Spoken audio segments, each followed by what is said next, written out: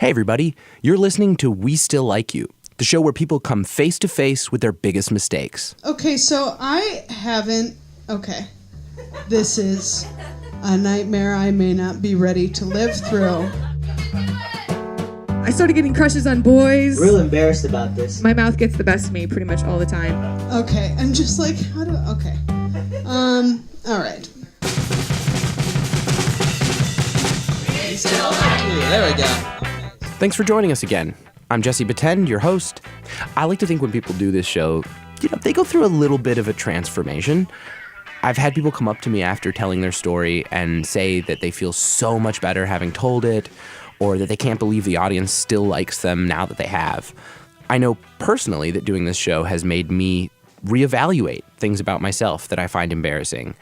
And I find myself kind of asking, is this really such a big deal? I think it's made me more accepting of myself, but also just humans in general. But not all transformations are good ones. Some caterpillars become mean butterflies. Is anybody familiar with Rachel Dolezal? Anybody know who that is? She was the white lady that pretended to be black in order to become the head of the NAACP in Spokane, Washington. And it was kind of a big story at the time. And even though it's sort of faded into obscurity now, it's important for one major reason.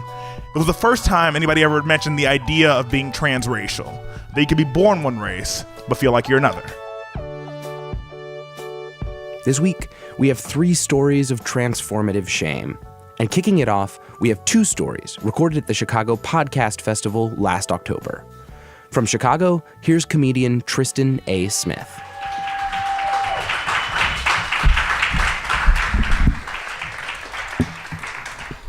I'm gonna do 2 short stories. It's gonna be 2, not just 1, all right?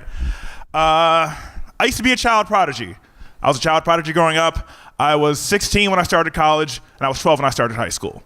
And all that sentence means that I was book smart. It just means I was book smart. Doesn't mean I was emotionally mature enough for the circumstances. And the thing about me is I went to an all-boys Catholic high school on the south side of Chicago. The thing about all-boys Catholic high schools on the south side of Chicago is that they are factories. They're factories that produce little boys that lie about having sex. That's all they do. But I was 12 years old, though. I didn't know all my friends were lying about having sex. I legit thought all my 14-year-old friends were, like, banging all the time. And I wanted to be a cool kid just like them. But the only thing I knew about having sex at 12 years old is that you couldn't have had sex recently if you wanted to be cool. You had to have had sex a long time ago. So one day, when I was 12, a friend of mine walked up to me. He said, "Hey, Tristan, you having sex yet?" I said, "Yeah, man. I screw." He goes, "All right, that's real cool. When'd you start having sex? When'd you lose your virginity?" Told him 3rd grade.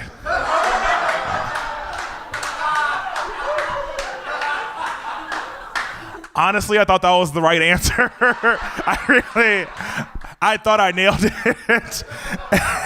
And for whatever reason, he didn't scrutinize that story. He didn't poke holes in it. Like, I think he thought I got molested, but he didn't really, he didn't poke holes in that story. And in my mind, I thought I got away with something huge. And I was like, yes, whenever anybody else asks me in the future, I can just say, when they ask me how I lost my virginity when I lost, I can just say 3rd grade, I'm good, I'm golden for the rest of my life. And that worked for a few weeks until one day, a different friend from a different friend group asked me that exact same question. He said, "Hey, Tristan, you having sex yet?" I looked in his eyes and I said, I fuck literally all the time, because I was ready for it. I was ready for that interaction. I was like, I knew I was gonna nail it. He goes, "Okay, man, that's real cool. When'd you start having sex? When'd you lose your virginity?" I told him 3rd grade, and he said, "What?" And that's when I realized 3rd grade was a terrible answer to give someone for losing your virginity. And all of a sudden, I had to cover my tracks. I had to make up something else. And I told him, "You misunderstood me. You misheard me. I never said 3rd grade." He goes, "Okay. When did you really start having sex? Would you really lose your virginity?" I told him 1st grade. I got more flustered. I didn't know. And I never spoke to him again after that day. I faded out of his life. We're not friends on Facebook. I don't even go to high school reunions. Honestly, I don't want to see that. How do you face the man you told you had 1st grade sex to? I hope he's dead. Honestly, I hope he's dead. I don't want to deal with that embarrassment. And like, here's the thing. Like later on, I realized what got me in trouble. Like at the time, I didn't know the cool age to have sex. Later on, I found out the cool age to have sex is 16 years old. But let me ask you, if 16's the cool age to have sex, why isn't 9 a little bit cooler? Like on some level, that's not, all right. Is anybody familiar with Rachel Dolezal? Anybody know who that is? Yeah. Well, she got more of a cheer than I expected, I'll be honest. All right. For anybody who doesn't, she was the white lady that pretended to be black in order to become the head of the NAACP in Spokane, Washington. And it was kind of a big story at the time. And even though it's sort of faded into obscurity now, it's important for one major reason. It was the first time anybody ever mentioned the idea of being transracial, that you could be born one race, but feel like you're another. Whenever something racial happens in the news, there's all these Facebook debates about it, all these Facebook arguments. And in all these debates, somebody always says, well, black people just pull the race card. That's all you guys do. You just pull the race card. And I find that insulting. I don't think I pull the race card. And so I started having to pull the race card. And in order for me to tell you that story, I've got to tell you another one first so that you'll be on my side. So 10 years ago, my mom passed away. I don't have any siblings, and I've never met my father. So I went from me and her to just me. Now, there's no right way to take that news. There's no good way of handling that. And for me, I handled it by eating. That was my coping mechanism. I ate whatever I could find in front of me. And I didn't realize that I'd gained weight. I had no idea I'd gained weight until people started yelling that I was fat from moving cars. That was the actual way that I found out. And it'd be like a lot of the same insults. It'd be like, people would say, hey, Fat Albert, And people would often compare me to like whatever heavier black celebrity they saw in a movie once, say, you look like that guy. And it always hurt. It always hurt my feelings quite a bit. But for whatever reason, it just so happens that the vast majority of the people that did that to me were white. Now, I don't think white people hate black people or anything, but I know white people hate me. Like, that's just for sure true. And it's just unassailable logic. But I used to work as a bouncer at a 4 a.m. bar in Lakeview. And a lot of you guys might be able to see where the story's going. I started calling random white people racist in order not to get called fat anymore. Like, that's how you win the race card game. Like, if somebody plays the queen of I find you fat, I can do the king of you're racist. Like racism trumps fat. We get that, right? Like, it wins every single time. And I gotta be honest, playing the race card game was real intoxicating to me. I played it so much, I started using it for minor inconveniences. And that's where I got into trouble. Like I said earlier, I was a bouncer at a bar. One of the hardest things to do when you're a bouncer at a bar is to get people out of the bar when it's time to close. Like I would spend like half an hour saying, "Hey guys, time to go. We're leaving, and we need you to close out your tabs." And nobody would ever move. But if you pretend that you've been called the N-word by an unseen assailant, people will run out of the room. And again, worked like gangbusters. I was real happy with my job performance. Until one day it didn't work. One day I pretended that I'd been called the N-word and nobody moved. And I remember thinking, if racism trumps fat, what trumps racism? So I pretended that I had cancer. I didn't say the words "I have cancer," but I definitely implied it. Like, okay, here's what happened. All right, like somebody, there was a group of people, I was kicking them out, and somebody said something cancer, and I said, yeah, I'm familiar with that. And I said it in a really smug way that made it seem like I had cancer. And all of a sudden, like, I saw their eyes grow with concern for me, and like if they really legit were worried about me. And in my head, I was like, you know what, I should tell them everything's fine, I'm healthy, nothing's gonna happen. But then I thought, let's see where this goes. And then I realized something. I'm trans cancer. Why can't I have cancer? Because all the medical tests come back negative? Because all the doctors tell me no? Because the white man doesn't want me to have cancer? Some of my best friends have cancer. When I was a kid, I didn't draw myself with brown crayons. I drew myself with the cancer-colored markers. Honestly, if you don't recognize my right to have cancer, maybe you're the ones who are sick.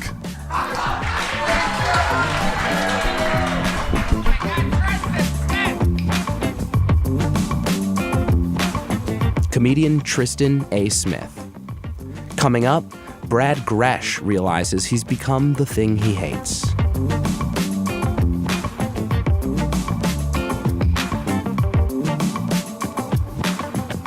Hey guys, awesome news. We decided to extend our Patreon deal for one more month. So until the end of the year, if you sign up to support us at the $5 level, you'll still get the chance to be immortalized in We Still Like You's Wall of Shame. The way this works is you send us a one-sentence shameful story, and one of our We Still Like You live artists will draw it up into a little cartoon.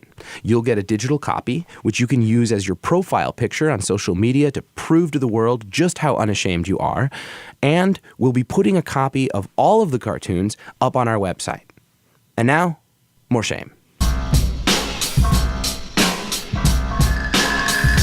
You ever look in the mirror and think, damn, I look good? Me neither. In this story, Brad Groesch comes face to face with a part of himself much scarier than his reflection. From Chicago, here's comedian Brad Groesch.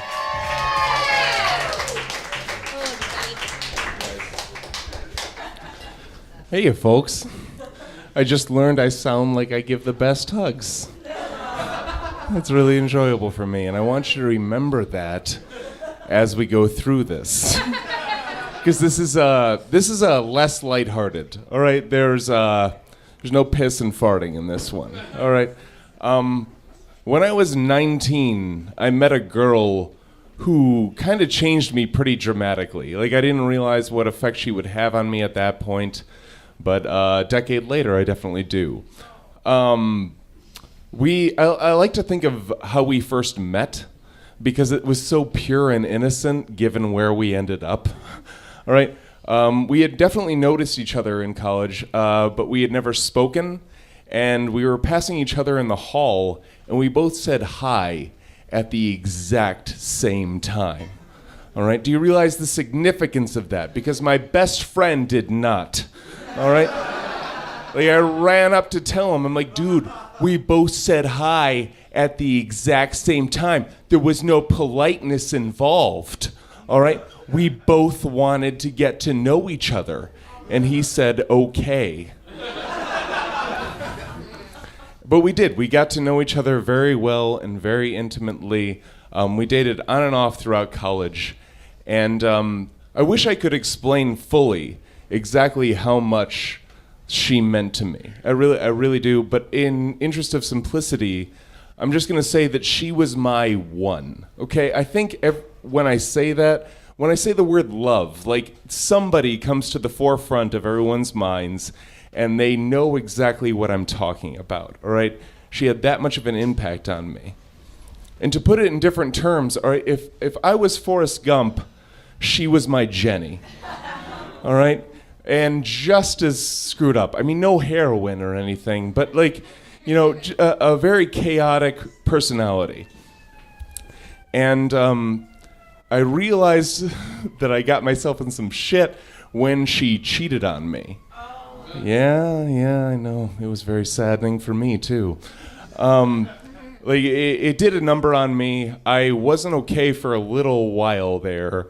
I said the most vile things that I've ever said to another human being, and I never thought we would speak again. Until years later, many years later, she messaged me out of the blue, and I was like, whoa, I don't know how to deal with this. But we kind of fell right back into what we were, all right? Because we were so intimate when we were together, all right, that we just picked up right where we left off, and I was so grateful for it, all right. Like, I was like, my God, I never believed this friendship could be possible, and we went on for like that a little while, just chatting. She was now married. She was now living in another state, and she told me she was planning on visiting Chicago fairly soon to see her family, and we made plans to hang out. We did get together, and it was just like old times. It was fantastic. We were laughing the entire night. I was like, my God, like, I'm so glad you're back in my life. I felt like part of me was missing here. And then we went back to my place, And we were sitting on my couch talking, and she started playing with my hair. And I was like, and she was like, is this weird? This is weird of me, right? And I'm like, yeah, it's definitely weird, all right? But it doesn't feel that way. And then she lunged at me. And I asked her once, just once, are you sure you want this? And she said yes. And that was the amount of responsibility I had for the situation. And we went on to have the dirtiest, guiltiest, and best sex of my entire life. All right, and she taught me something about myself right then, all right, is that I don't like sex unless it's a little wrong, all right? If it's not a little wrong, it doesn't feel right. And that felt really right, meaning it was really wrong. And it felt that way going forward from there. Like every couple months, she would visit Chicago, and we would get together, and like I felt like we were living this life that we should have had when she was in my apartment. Like in just those few hours, I was like, you know what? This is what it should have been. If we made better choices when we were younger, we could have been this. All right, and it was fantastic. I loved it. I loved every dirty part of it. I loved the parts that I didn't think were so dirty. But then, like, that stopped. That stopped one night. We just finished being really dirty, and her husband called. Yeah. And she took the call. It was right after. All right, so I was naked and sweaty on the couch as she was talking to her husband sitting on the windowsill. Yeah, I know. And like at that moment, I was like, all right, this is not as non-guilty as I thought it was. Like I started to accept that I had lied to myself as she was lying to him. Like I heard the same lie that she had told me 7 years prior, all right? And that brought me back to reality. That's what did it. But like, I was like, no, at first I told myself that her marriage was her responsibility and not mine, all right? And then I realized I was taking quite an active role in it. And not only that, like I was lying to myself about the affair, all right? Like, because I remember quite vividly thinking like, I don't need a relationship. My affair's working out great. Like, this is all I need, you know? But then like I realized that it was false. It was selfishness, all right? Like I never had to have an argument about how much she washes the bed sheets. All right? Which is insane, by the way. She washes them insane amount, but I never had to have that. I never had to have the minutia of a real relationship. It was all just us being selfish together for 3 hours at a time. Four. And then and then I started to try to rationalize it in any way I could. For a sincere amount of time, I had convinced myself that he had a secret cuckold fantasy and that I was doing him a favor. Not true at all. His fantasy was a faithful wife. I know. I know that because he found out.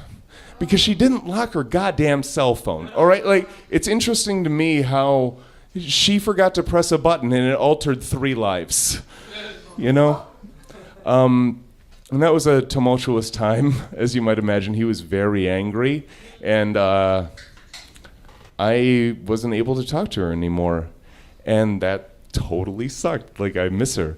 So, and what really sucks is that it was rough for me because I realized that I had caused the pain in someone else that I had felt. All right, like she cheated on me. I understood that, and it sucked. All right, and then I realized that I had caused that in someone else. All right, and I just have to live with that and I have to live without her. And that's all there is to it, guys. Thanks a lot.